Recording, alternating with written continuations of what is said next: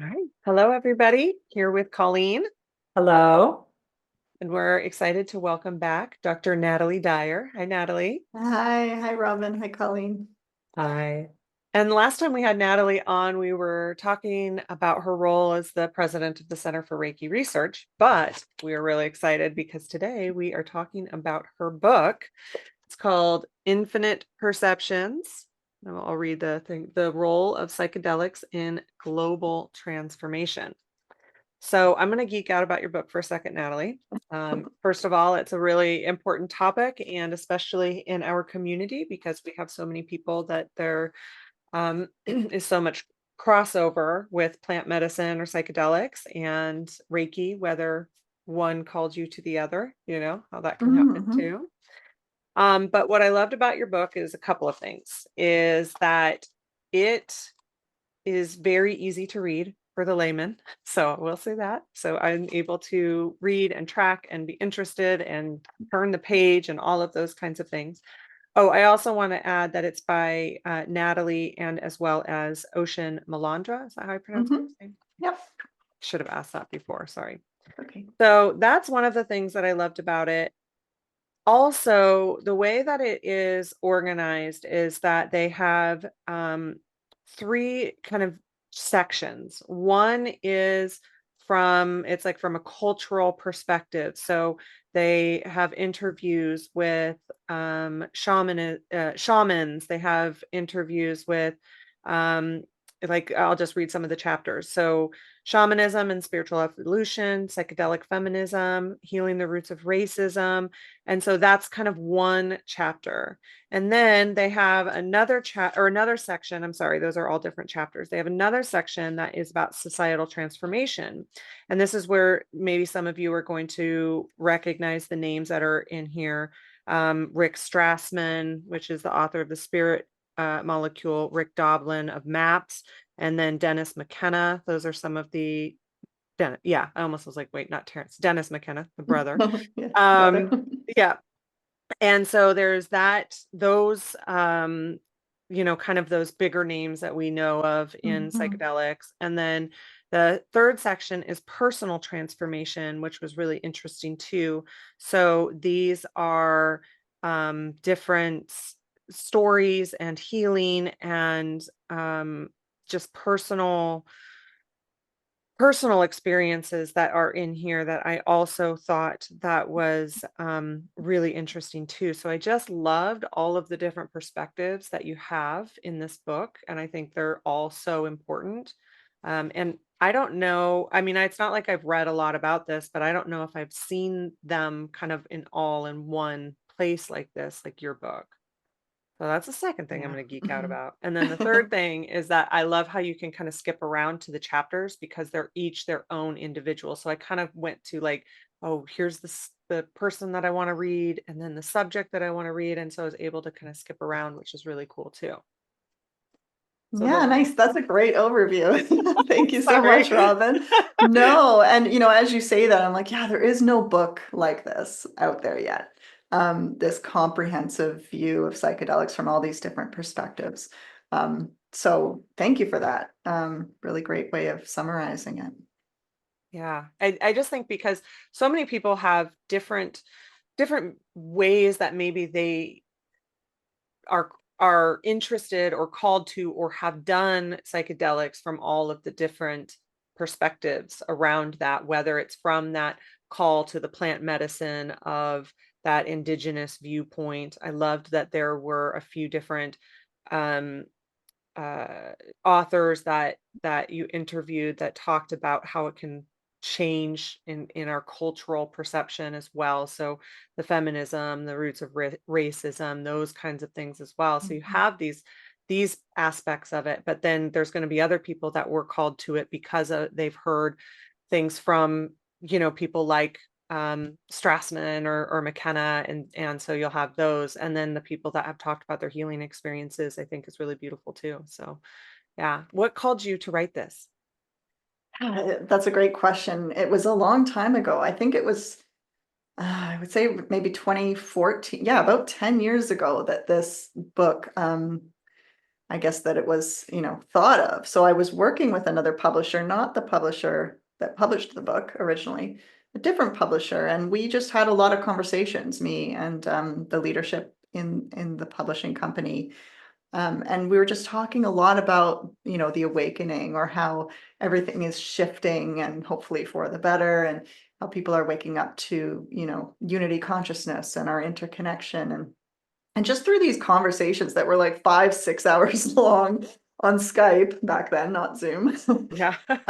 we just started talking about psychedelics a little bit. And I was at Harvard at the time, and I did a study looking at salvia divinorum, which at the time was legal in Massachusetts. I don't know if it still is, actually. And I just did a survey on the experience of that, looking at how many people had, out of body experiences and things like that. And we just, through this conversation, just started realizing this is a really hot, important topic that's massively transformative for people. And so through those conversations, we started to decide, yeah, let's do this book, and let's make it all these perspectives, because this is a huge topic, and it's not just the science and the research, and it's not just the indigenous, but it's all like, there's just so many different ways that you can talk about this subject and tackle it. And then the publisher linked in with Ocean, who's this amazing really unique freelance journalist who's spent a tremendous amount of time deep in the Amazon. And he's the one that brought in a lot of these shamans, and even from the Arctic Circle jungle, and the shamans deep in the Amazon. And between the two of us, me more on the psychological medical side, and him more on the shamanic indigenous side, together we created this anthology. And then that publishing company went under for various reasons. And Ocean and I were like, we still got to get this, we have to get this book out there. So after just kind of, bringing together these chapters slowly over 10 years, we finally got it published. And it's just the divine timing, I think. I think right now it's much more of a hot topic than it was 10 years ago. So I think it's just all the way that it was meant to unfold. So that's the brief history of that nearly decade-long project. I think there's a lot more positive viewpoint about it now than 10 years ago. Absolutely. I'm 67, so being in the age group kind of after the psychedelics of the 60s and into the don't ever do drugs or your children Right. will be born with birth defects, etc. Mhm. And being taught a tremendous fear of them. In addition, they were illegal. Yeah, So the fear from all the multiple viewpoints. And so I would say that culturally that has been,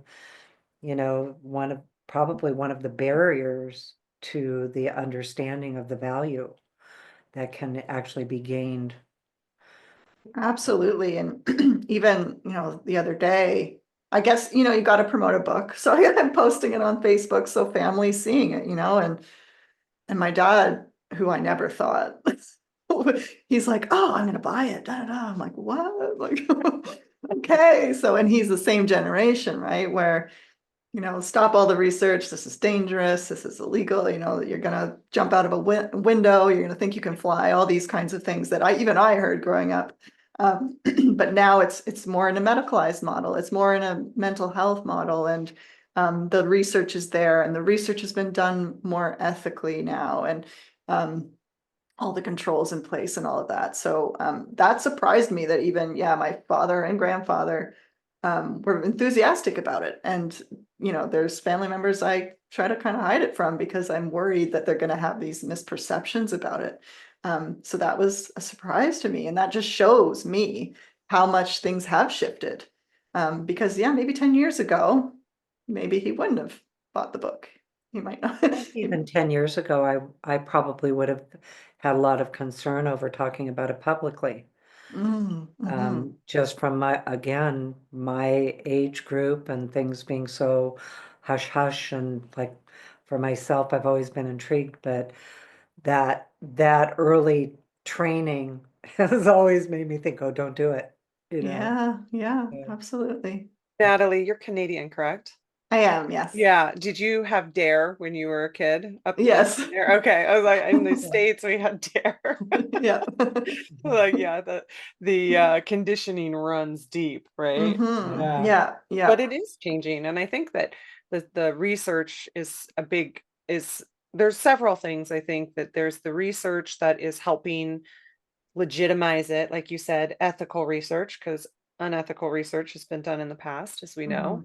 Mhm, mhm, And as well as more people relearning from the indigenous populations that have used plant medicine for eons, and also as society has, I know there's still a long ways to go with it, but that as a society has also um even legalized indigenous practices in general, not just even plant medicine, but indigenous, and that we can go to Peru, places like Peru, and learn from the indigenous people there. It's interesting. I forgot that when I was reading, I forget which chapter it is in, because what this book is it's a book, like you said, it's an anthology. It has interviews from all different people that are collected together, as well as your own, you and Ocean's own takes, but it's a lot of interviews. And I was reading, I think it's the Sami people from,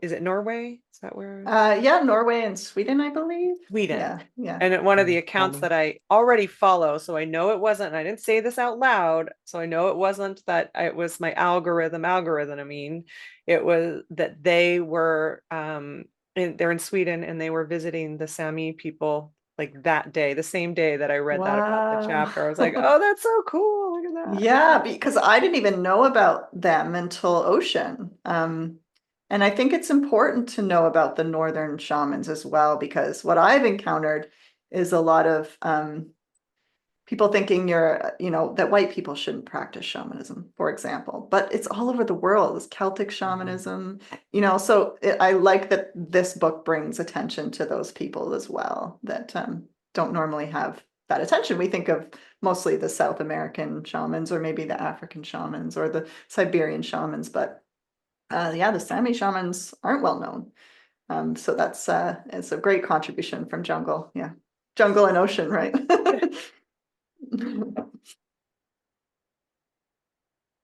Oh, I Well, thought, Colleen, you were gonna pop in there, because I know, oh no, I yeah. was waiting for you, but I'm just so curious about like the insights that you've received with psychedelics, my teeth, um, insights into how psychedelics influence consciousness and perception.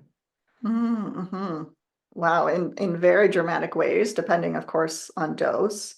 So in terms of perception, you know, there's obviously a lot of visual perceptions that can happen. We can see a lot of patterns that we're not normally aware of, or we can see a lot more colors or vibrancy to nature, for example. We can see the interconnection, the energy interconnection between the trees and the plants. But in terms of consciousness, it really can tap us into that unity consciousness, that ultimate self with a capital S, and allow us to dissolve that subjective ego self, which happens to be the therapeutic benefit based on research of psychedelics. So the more that they call it a peak experience, or what's actually like a trip. Some people call it a trip, but peak psychedelic experience is when you can allow the shedding of that ego, of that personal sense of self, to merge with that greater sense of self. And we do that as Reiki practitioners, right? That's how we channel, that's how we connect.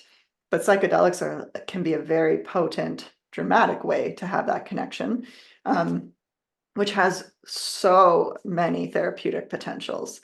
I mean, of course, for mental health, for fear of death, these kinds of things, for just having a more compassionate worldview, a more meaningful worldview. So these are all things that happen with these experiences, and people that have had, in the lab, these peak experiences will rate it as the top experience of their life, together with having children, getting married. Like, this is, one of the most meaningful, impactful experiences of my life. But along those same lines, it is important to have a guide of some kind, or at least, you're of a certain mindset where you can let go, because what happens often with some people, or sometimes, I shouldn't say often, is that they're trying to cling to that sense of self, because there's can be fear that comes up, like, oh my gosh, there's this feeling when this is starting to shed. And if you cling, then you can have what's called a bad trip. So it's really important to have a guide or some kind of environment, the right set and setting, they call it, to allow for that release to happen, because on the other side of that is the growth, is the transformation, is the beauty, and is that potent experience of the divine. So gosh, the impact of that is enormous. How would you recommend finding the right guide? It depends what you're looking for, I would say. It's tricky, of course, because you have, a lot of people setting up shop in Peru, Westerners maybe, and claiming they're shaman and a guide, and then charging an exuberant amount of money. And then, maybe they're not properly trained and they're not helping you integrate the experience, which is another important aspect. And then you have the clinics that are popping up with psychedelic therapists. So if you're looking for more of a clinical, maybe you have treatment-resistant depression, you've tried everything, you've tried psychotherapy, maybe you've, done the SSRIs, or you don't want to, be dependent on a medication the rest of your life, then you might want to do more of a clinical approach of in a safe setting like that, where that's, dose controlled and someone is trained to guide you. If you want more of the, authentic indigenous spiritual healing, which can affect everything else too, but they're not mental health practitioners, then you could hopefully find a legitimate person in, somewhere like the Amazon. But it can be tricky, and I don't want to recommend that anyone just go do anything like that. So use your own discernment, do a lot of research first, talk to other people that have been with that clinician or that shaman, and really make sure that you're in good hands, because it's such a vulnerable state. And if you don't have the right guide with you, you can do damage. So really important. And then that they're going to help you also integrate it. So it's not just like, here you go, see you. It's like you're going to spend some time afterwards to unpack what happened, to work on, there are always some to-dos. You can have a huge revelation about maybe the way your thoughts or behaviors have been creating your depression, for example, or contributing to your depression. And then what? Well, then you need to work on things, right? There are things that you have to do after to make sure that you're embodying that experience. And so it's really important to have like a plan afterwards as well, so that you're not just looking for the next experience and not allowing that to transform your psychology, for example. So lots of research and intuition as well. And yeah, I definitely recommend having a guide. I don't think it's not like a party drug kind of thing, you don't want to do it with people that you don't trust. So, that's really, really important to feel safe. Yeah, needs a safe environment. And Mhm, if you can get a recommendation from somebody that that has had a positive experience and has had, like you said, that integration after, mhm. maybe even before, during, and follow up appointments, or I don't know, you know what I mean. Yeah, That they are, and then like you said, that are safe, and definitely um holding a very safe container as well is exactly. really important, because like you said, um we have seen the some of the harder aspects of it in different people, and how that can really affect somebody's life. And then obviously the big contrary to that of how exponentially healing it can be too. Absolutely. And I think in terms of what we call like the first and second wave of psychedelic research, none of that was taken into account. Like really. Yeah. I feel like, I shouldn't say all, but it was just they were just giving students LSD, or just like just, giving people it without them knowing in their water and these kinds of things. It's absolutely, yeah, completely unethical. So I think we're heading in a right direction. There are still some cases of borders being crossed or boundaries being crossed with some clinicians. And so, um, it's a tough go, but definitely research, definitely knowing, having a referral, or even asking a clinician, can I speak with some of your patients? Would they be open to that? Or, a shamanic practitioner, can I speak with some of your former clients or whatever you want to call them? They should be like, oh yeah, absolutely, and connect you with some people that would help. So if you don't have a referral, then you can at least still try to connect with some people that have had the experience, and so you can better know what you're getting into and hopefully find the right guide for you. I appreciated your interview with Rick Strassman, because he was, to kind of sum it up, is he was saying essentially like they are inherently neutral, right? Mhm. And that if you are, in a position where you're, well, I'll just read it. It's like, in a frightening research environment, so supervised by people who don't like you, who maybe think psychedelics are diabolic, will lead to a different experience than if you had good experience in a pleasant environment with friends, and that it can just it can exacerbate the where the energy is in that moment, because the actual um psychedelic is inherently neutral. So I thought that was really interesting. And Colleen, I wanted to read this part too. Psychedelics enhance the imagination without corresponding effect on the intellect. So he talks about imagination in that part too, because Mhm. Colleen talks a lot about that too. Nice. Yeah. Yeah, very important. That's, linking back to the set and setting. So your own mental state going into it, and then the environment that you're in. It makes you also extra tuned into people's intentions. So if there is someone in the room who doesn't have pure intention towards you, you will feel that, and that will be amplified. It's an amplifier, right? So then that can take you on a not so great journey. So yeah, Rick, that was a fun interview. And I think the last thing he said was, don't think you're better than anyone because you do psychedelic research or something like that. It's like, okay, I don't, thanks. But he's obviously, yeah, a big name, and he actually kickstarted the third wave, we call it, of psychedelic research with his DMT study, which took a really long time to get approval. And had some really interesting findings. And he found, the setting really, really mattered. If it was like a medical setting, people had these experiences of like being experimented on and all these kinds of things, right? Um, Whereas if it's like, okay, let's put soft music on, nice space, like a Reiki kind of environment, you're going to have a gentler, more beneficial psychedelic experience. Very important, which they didn't take into account earlier on. Well, can you tell us something about the research that is going on with it, so that, we have an even greater understanding of what that actually means? Mostly the research right now is for psychological health reasons. So a lot with depression and psilocybin, for example. So this is to get approval. It's often, it needs to be treatment resistant depression, which means they've done everything else first. We're not considering psychedelics a first line treatment yet for those people, because it's still a highly protected substance for researching. So for treatment resistant depression, very useful.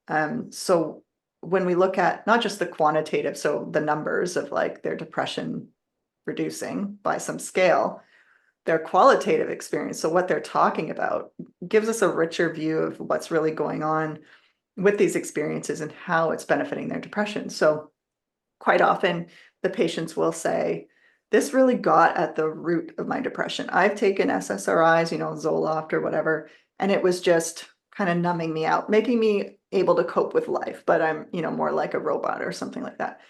The psychedelics really showed me, and it's through that ego death, showed me my patterns in thought, my patterns in behavior, my whole history on how I ended up where I am, so that I can shine a light on that. So like Carl Jung said, bringing the unconscious into the conscious. So shining the light on all of those those what we call shadow aspects or wounds, or these parts of us that are directing our lives where we feel like it has nothing to do with us, like I'm just a depressed person. But then having this view, oh my gosh, like this is how I see the world, this is how I interact with people. And then having this wave of self-compassion within that, because you're kind of held within um, this interconnection of us all. So having this compassion for yourself at the same time as seeing how you may have contributed to your own state, or how others have, through traumas and all these kinds of things, but like this kind of really global objective, because we have the ego death, so we're now merged with a greater mind, a greater consciousness, this objective view of how we got to where we are, gets to the root. It gets to the root so that we can bring it out and change something. So that's really, really powerful work. And unlike an SSRI, yeah, this is still, quote, a drug, but you don't have to take it every day. And you're actually growing from it. So that's a really important line of research. Another line of research that I think is perhaps even more important is with death anxiety. So people that have been given some terminal diagnoses, they have so many months to live, or however long, and they're scared of dying, understandably, because this culture doesn't address it whatsoever. So they're scared dying, and they're taking a high dose or a dose enough to have this peak experience of psilocybin or LSD, and they feel they understand the truth about reality. That being, consciousness survives death. There's nothing to fear. We're always all together. And it's like, wow, my fear of death is gone. Like, it's similar to near-death experience. People that have had those experiences, which are vast majority are positive. Sometimes people have a hellish experience that brings them into some understanding of how they might want to change their life. But on the whole, they're very positive, where you're merging again with the divine. You just feel the universal love, universal compassion, love, peace. And that's so much more real than this waking reality, that there's just a knowing. No one comes back and is like, oh, I don't know. Like, maybe maybe I made it up. People are massively transformed by these experiences. Like, I know that was real. I think it's David Luke, he's a researcher in the UK, who says, you can turn an atheist into a believer in like 10 seconds with psychedelics, because it's not just like you're watching a movie of something. This is like a full immersive truth that people experience. So having it for death anxiety, I think, oh, it's so beneficial, because having fear of death is a terrible thing, and having a terminal illness is a terrible thing, and bringing peace and love and comfort, and not even a lack of fear, but even just like, oh, I'm looking forward to it. Like, some patients say that, oh, I can't wait now. This is great. I mean, that's what a gift that is. It's incredible. So those are the two main areas of research that I think are quite important in There's a terms of good amount of research with veterans too, correct? Yes, with PTSD as well. Yes. So that it's very beneficial for that. Ketamine, MDMA, and just being able also to just, like, MDMA is very much empathogen. They call, it increases your empathy and also your self-compassion, and having to, be in obviously in war, and all of this is, terrible, can be terribly destructive to the psyche and to the heart. And so to have a way of opening that back up and forgiving and having self-compassion, because some of the veterans have done things that they're not proud of doing. Maybe they felt a certain way at the time, now they don't. And being able to forgive themselves and have self-compassion, super powerful. So they're very potent healing tools if used properly. So yeah, that's a good one as well. What are the most common ones that people are using in both in research, and then, like from indigenous people too? Mhm. Because you mentioned, I'm more familiar with microdosing and Mhm. psilocybin. It's actually legal here in Oregon, Right. although through clinics. Um, So anyway, yeah, can you just explain some of the differences in them and which ones are used for what and how that works? Mhm. So psilocybin, yeah, definitely used a lot for depression, treatment-resistant depression. That research began in the third wave in Johns Hopkins with Roland Griffith, um, who passed away recently, but he was definitely a pioneer with that. So that comes from the magic mushroom, for people that don't know. And that's very popular in research. And so is MDMA, which is the pure form of what's called ecstasy when you're thinking of like the street name. And that's where you have that, the empathy and the connection and helping with PTSD. And then you have, well, ayahuasca, but ayahuasca hasn't been researched as much as it's being used. So that's one that's being used a lot, but is not being researched as much. And I think maybe the reason for that is because it's maybe not as dose controlled as psilocybin is. So a lot of these studies, they're doing, infusions. They're injecting, this careful dose of psilocybin. Um, Same with MDMA. Ayahuasca is this drink mixed from a root and a leaf, and it's kind of brewed over a long period of time. And I don't know how dose controlled that is. There are some studies, I think, are a couple out of Brazil, but not as many as for psilocybin and MDMA. So MDMA, yeah, so exactly. Psilocybin being now legal in Oregon is example to how much research has been done with that. Um, and MDMA, which FDA didn't approve for use with PTSD, but they're going to still work on that. But that one's been studied a lot as well. But I think like the most popular one that I hear a lot of is the ayahuasca experience. So, which I have not had ayahuasca, but I know that it's very popular for people, at least recently. Yeah, especially in spiritual communities. And like I think I said at the beginning, I don't know if it was on the recording or not. Like, in Reiki, we see that either people who are in Reiki are called to Aya, or the other way around. The Aya has kind Mhm. of been this awakening, and then they are called to the different spiritual practices too. Yeah, that's very interesting that you're seeing a lot of that connection. Very, very cool. Then there's other ones, ibogaine. There's LSD, of course. That was experimented a lot early on. Obviously, the '60s that created huge movement with the Beatles and all of that. Mhm. And that's the one that everyone got scared of because it was so popular. And that Albert Hoffman and synthesized that. So when you have something like ayahuasca, very natural, you know, and then you have LSD made in a lab kind of thing. Um, but they can take you to that same peak experience. Ayahuasca seems to have a lot more kind of spirit with it. A lot of, people have very animalistic experiences, very much connecting to the earth, and LSD can be a little bit more mathematical, geometric. So that's kind of interesting too. Like the spirit that I think accompanies. that part's so fascinating, that they have this like these signatures with them that creates experiences in our brain that resonate with those signatures. They have this frequency, like you said, one creates one experience and the other creates another experience. Mhm. And But they that's, all lead to this peak experience. yes, they all have the peak experience, which I like that Yes. term, by the way. That's a nice Yeah. term to be able to use. Yeah, they all, Yeah. it's not to say that's like, of course there's both in each thing. So it's not to fully classify each one like, oh, you're only going to have this kind of experience in this one.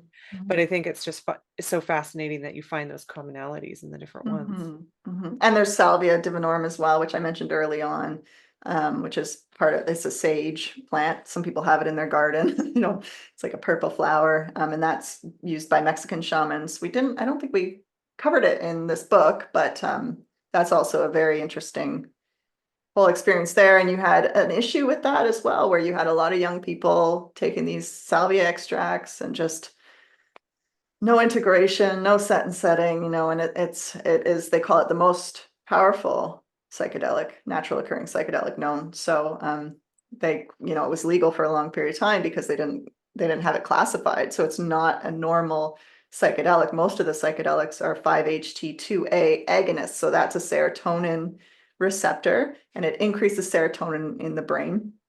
And that has so many wide-ranging effects, including, you just feel happier and things like that. Whereas salvia acts on the kappa opioid receptor. So it's actually an opioid, or an opiate, which you don't traditionally think of as a psychedelic, right? That's more like, fentanyl and heroin, all the things that are, we're caution against a lot, but for some reason, creates this very powerful and consistent experience that also leads to ego death. So very interesting how these various plant medicines, fungi medicines, just all lead to the same place. And there's this ultimate truth that everyone comes to that has these experiences. So very, very interesting. Well, how are these now being used medically, and how many states even allow it? Is it something that is becoming more and more common? And then as a therapist or a practitioner, the safety from the practitioner's viewpoint of treating their clients with any of these drugs too. Mhm. Yeah, Mm. I do not know the legal status. I know in Canada, you can, I believe ketamine, you can have ketamine therapy, in a therapeutic setting. But that's pretty much it as far as I know. So America's a lot more ahead in a sense, especially like, California, Oregon, places like that. And we've been using them for a while now in the therapeutic setting, and there hasn't been a big blow up of issues, and so hopefully I think it will just continue, but I am a strong advocate for that proper set and setting, the proper guides, because if we just gung-ho and it's a party thing, you're going to end up with, I mean, you see that with you've seen it with salvia. People are taking salvia and literally jumping out of windows. Like there's a video of that. I think And were we kids, Natalie, when that was taking place? I remember that, or like older, like yeah, teenagers, maybe around there, college. yeah, yeah. I was introduced to it when I was 20, I Yeah, believe. And it was a friend who said, "Oh, this is like legal weed," because cannabis yeah. wasn't legal at the time. And he's like, "It doesn't do anything. Here you go." And then I did my research on it and took it properly. And wow, like, oh my goodness. And I had a sober sitter. I didn't go to a therapist, but I had a friend. I'm like, just sit there. Don't let me get up. Don't let me run around. Don't let, like keep me safe. I'm going to explore this. And holy moly, like it's powerful. And so quickly, even Dr. Phil did an episode on it. Like, Yeah. he's like, I'll tell you what it does. Yeah. It makes you stupid. I think I saw that one. I didn't know in fact, this is the first time I'm aware of hearing of salvia, but I think I saw that episode and he actually showed brain damage. And that was my next question is what about the effects, the physical after effects?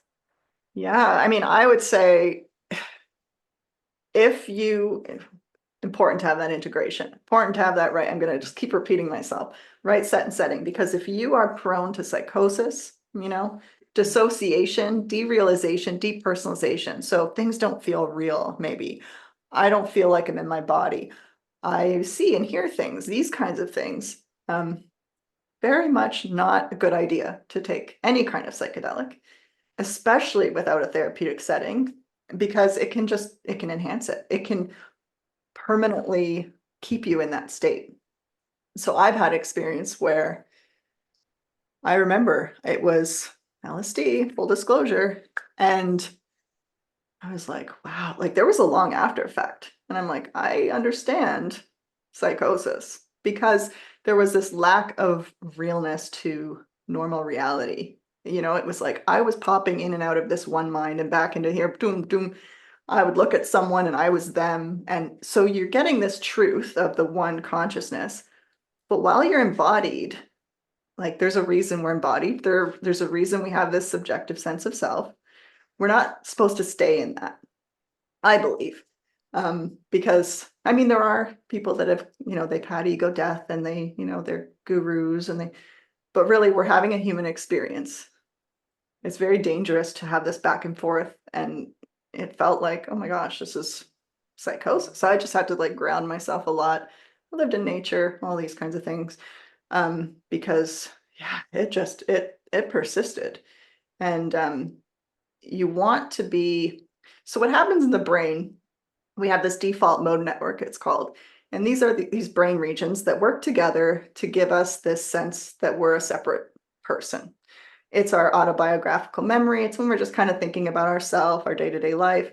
It keeps us in our body as like a separate person. And when you have that peak experience, that network kind of goes off a bit so that you then merge with this one sense of self. So you lose that subjectivity if you have a peak experience. But then you come back and the default mode network starts to kind of rearrange itself, hopefully in a way that's more healthy. So maybe you're not mind wandering as much. Maybe you're not, feeling bad about yourself or having, thinking you're better than anyone, anything like that. So you're kind of starting to rewire yourself. So you really want to stay embodied and grounded.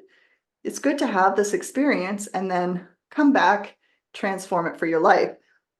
Still have your family and all of those relationships because you don't want to go blast off to outer space and then be in a body and have this total ungrounded disconnect happen. So I think very, very important to not do these psychedelics if you have any of those conditions: dissociation, derealization, depersonalization, psychosis, because it just can totally enhance it. And then you're like back, you've gone back in your therapeutic journey. So I want to too, on the, because I think that's really important. Also, there can be other certain things that you would want to, of course, talk to somebody, a therapist about, like a clinician about, like epilepsy, some things like that can be yes. affected by it. But in the interest of time, Yeah. I actually want to kind of switch into the other aspect of it, which is that oneness.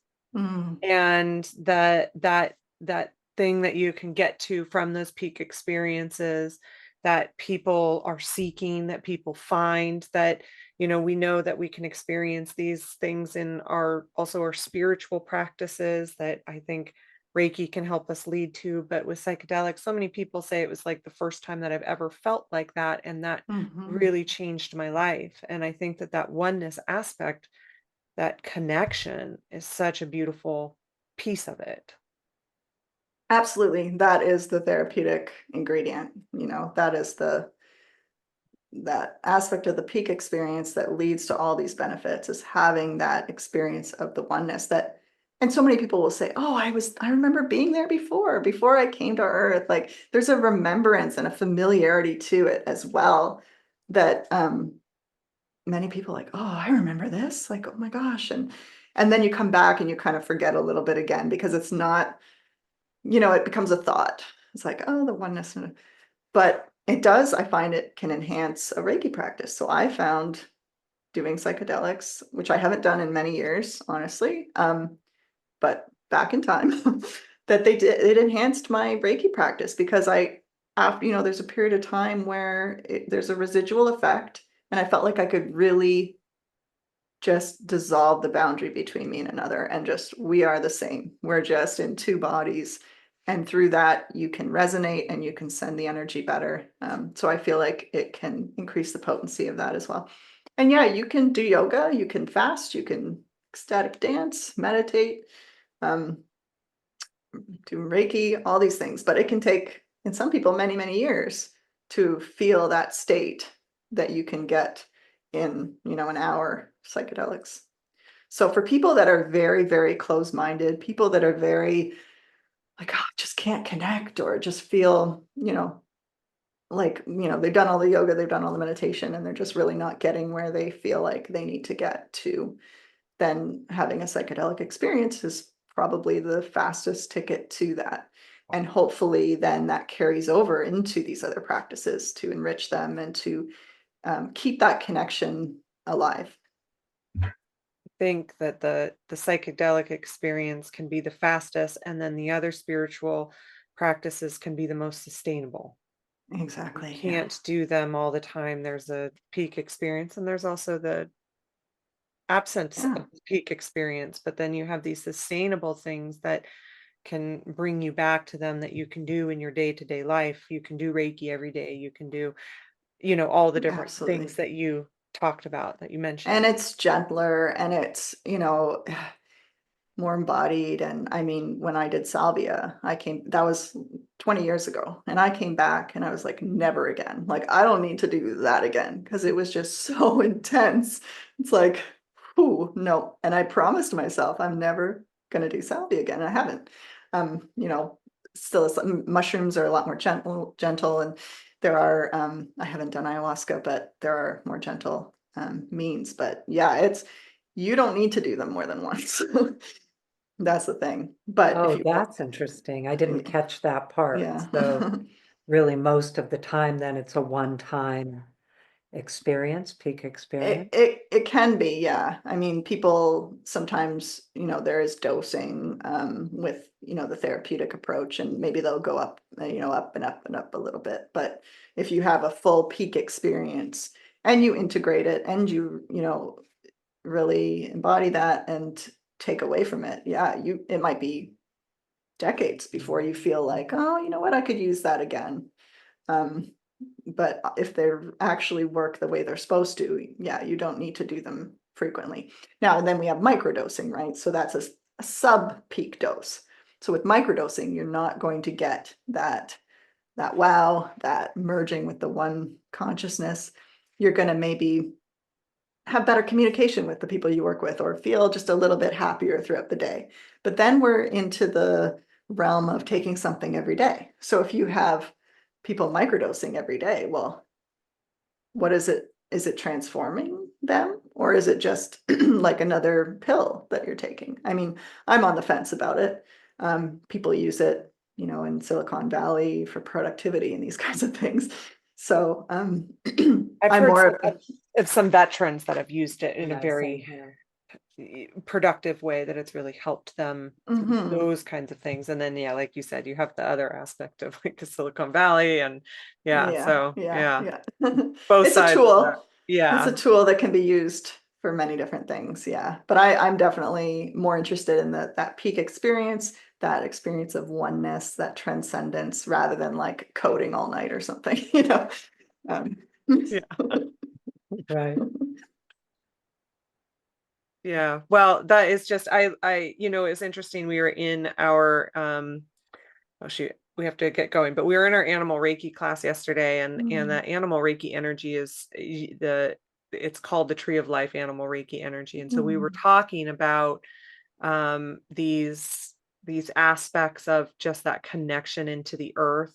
And I thought that that was a really beautiful part of kind of, well, it's interesting because the first aspect is from that indigenous perspective, but then the quote that I used in class, or that I read to them in class yesterday, because this was what they were talking about, was from Dennis McKenna, which was, the shifting of this perspective that we own nature, and nature has no value for its mm, own sake. It exists only for us to exploit and dominate. And that he's a believer in the Gaia hypothesis, which is, the idea that we can be a part of this ecosystem, that it's a whole ecosystem, and that it's an organism.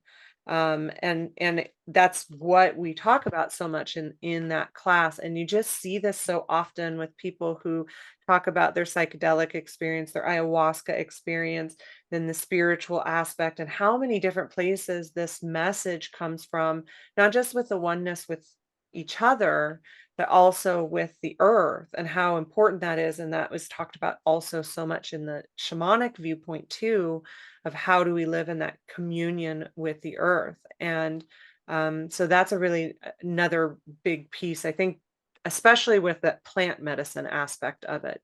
Not to say it's yes. not with the others, but that's such a big piece of the signature of that. I was going to mention that as well, that's definitely more potent with the natural psychedelics, like the ayahuasca, taking the mushrooms as the mushroom, not just the extract. We love to like extract the magical ingredient and just like inject it or whatever they do in medicine. Yeah, having the natural full form, because I feel like there's like a spirit that encompasses that. There's a spirit that comes in, and you will find that you're more connected to earth. So a lot of times it's been recommended to, not be in the lab, do mushrooms in the forest so that you can hear the forest, so you can communicate, so that you can, and there's all kinds of energies there that we don't normally perceive. And when we take these substances, it's like, wow, everything is alive and everything is part of this one consciousness. And really having this direct experience of that is really powerful. Wow. Well, I know that we have to wrap up. We could keep talking all day. So, it's a really fantastic book. If you're, just interested in the subject, you're going to find a lot of relation, especially obviously we have a Reiki audience. People are doing this work all day, and you're going to see a lot of relation within what's in this book to even our spiritual work. Oh, I have to ask real quick. The owl on the front. Hmm. Is there a significance with that? I wondered if there was a personal experience with the owl on the front, or maybe. Not personal. We connected with the artist Simon Hayek, and we went through his art. And I think it was Ocean that was like, "Oh, I love the owl. Let's do the owl." And the owl sees in the dark, right? The owl has extra perceptions. It's funny because during my Reiki session just today, an owl showed up. So I don't know. Now it's all coming full circle. And it's discernment, it's wisdom, it's seeing in the dark and having this extra sight. So that's the significance there. I don't think I connected it either, but same thing. Owl has really been showing up. Yeah, Nice. until you just said that, and it's like, oh, that's Oh, I just got a text yesterday about owl too. That's funny. Oh, Yeah, look at nice. this. Woo! This is what we're talking about, people. The oneness. the oneness. All Exactly. right. Well, you can find Natalie's book. It's on Amazon. And Natalie, is there anywhere, is it in like bookstores as well? I Or think just in right some now? bookstores, yeah, California. I don't know exactly. I don't have a list of the bookstores it's in, but it is in some bookstores. And yeah, you can get it on Amazon, Barnes and Noble, Indigo Chapters, which is Canadian, any major book retailer. And it's Infinite Perceptions, the Role of Psychedelics in Global Transformation. And it's by Natalie Dyer as well as Ocean Malandra. Yes. And Natalie, can you remind us of your Reiki business name and how people can find you for that as well? Yeah, it's just my name, Dr. Natalie Dyer, Reiki Energy Medicine. And you can, yeah, my website, drnataliedyer.com. You can book a session there. I do distance and in person. So, And you're teaching also, right?